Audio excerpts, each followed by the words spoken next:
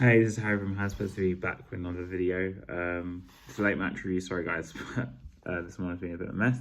So Tottenham Hotspur 1, Liverpool 0. Probably a surprising score on paper.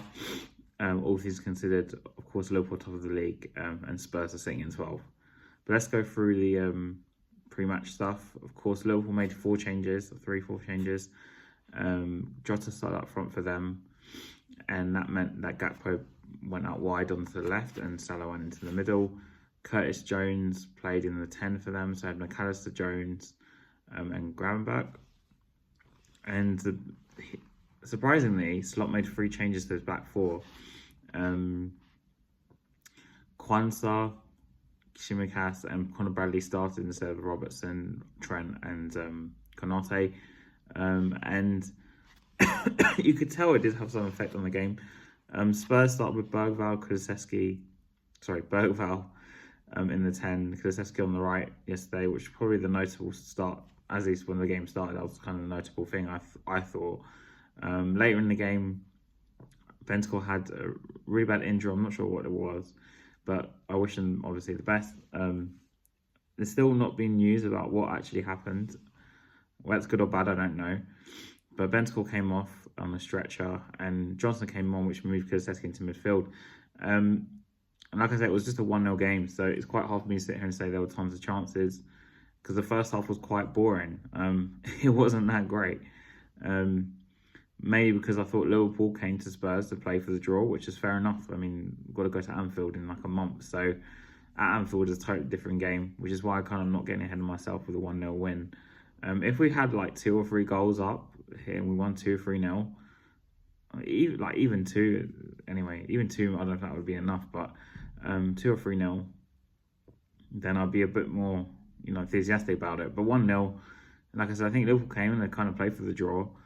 And bear in mind, this is only our first win in like 10 games, 9-10 games, something like that. Not that great, but I think Bergwall's probably our man of the match. I thought he was probably the best player and it kind of deserved the goal. And the keeper, Kinski, good starting debut. I thought he was good with his feet, like his distribution was pretty good. Bear in mind, this is his first game, so I don't think opposition teams would know much about him anyway. I didn't know anything about him, but it's still early days. You kind of need to give a player 5 to 10 games before making a judgment. But that's a decent start. I still felt it was kind of harsh on Brandon Austin because I thought he was a man of the match against Newcastle. But Bergvall, it was probably his best game in the Spurs shirt. It kind of helps when you play up as a number 10 instead of a number 6 where he played last week, because I think that was kind of a waste.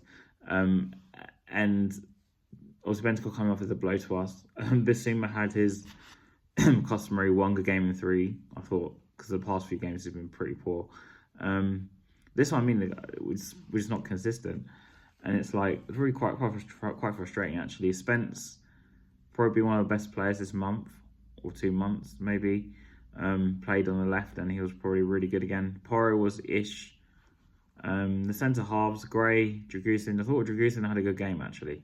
But again, I have to caveat this to the fact that I think Liverpool came to Tottenham kind of playing for the draw. I think until we scored, they were kind of trying to just keep the ball. It's kind of see the nil-nil out in some respects, because he did bring in Endo and Konate late, due to injuries and so on. But Konate brought on quite late in the game, kind of at least inferred to me that he was trying to settle for the 0-0 slot, because obviously they go to take us back to Anfield is going to be a totally different game. Salah was quite quiet, which is quite kind of just praise Spence, but I don't think Salah really had a chance. I think he had maybe 1/2 chance, from what I can remember. But they did nearly score against us later on, of course. The keeper made his first real save, really. I think the other ones are quite easy catches because they're quite straight at him. But I don't think Kinski was really tested in terms of shot stopping that much. And like I said, I think Liverpool kind of didn't react until we scored. Obviously, Slanko given the offside goal. I haven't seen it, but from where I was, I had a feeling he was offside. I don't know why. But Bergvall, probably deserves his goal. What I found interesting was, obviously when Bentancur came up with Kulusevski into the midfield, and I remember making a criticism at half time, saying, was Kulusevski playing as a 10 and Bergvall was playing as an 8, or whatever he was playing at deeper? Because for me, Kulusevski I think a lot of teams done a number on him now. There's always 3 players on him when he gets the ball. Newcastle did that with Eddie Howe, must have noticed it too. But Slot did it last night too. So because they get the ball, it's 3 on him. He's been pretty ineffective really in the past few games. Whether that's due to tiredness or this tactical thing, I think people know this thing. I think it's a bit of both.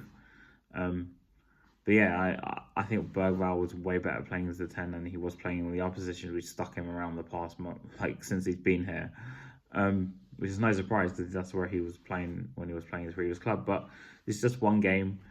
You kind of need to see how these players go because you can't. We had loads of young players like Winks, Carroll, all these other players that came through, Mason in some extent, Bentaleb, who had a great season. I remember under Sherwood, who came through. Or whatever, we signed them, whatever, quite young, and they came through, and then they just had one half good season, whatever, and it just tailed off. But got to wait and see with Bergvall.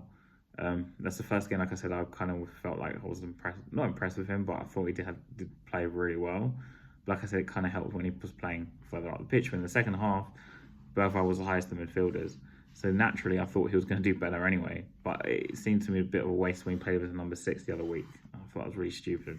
But it's because that's playing as a deep midfielder kind of alleviated one of the issues I just brought up earlier about how when he gets the ball as a 10 now, or further up the pitch, whatever you call it now, 3 players are on him every time. But when he was playing deeper last night in the second half, because I think maybe they didn't expect us to do that, or, and maybe because Liverpool didn't know Bergvall. I didn't know Bergvall.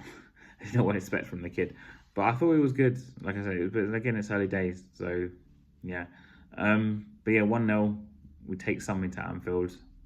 Can we hold on to a 0-0 draw at Anfield? I just can't see it. But I'd love us to go there and play terrorist football and play 5-5 or something, or 5-4-1, and like proper, like just frustrate the hell out of them. But we won't because Ange, I don't think so. I don't see Ange doing that. On the flip side of that, if we went there and attacking, we scored in the first 5-10 minutes, they'd have to score 3.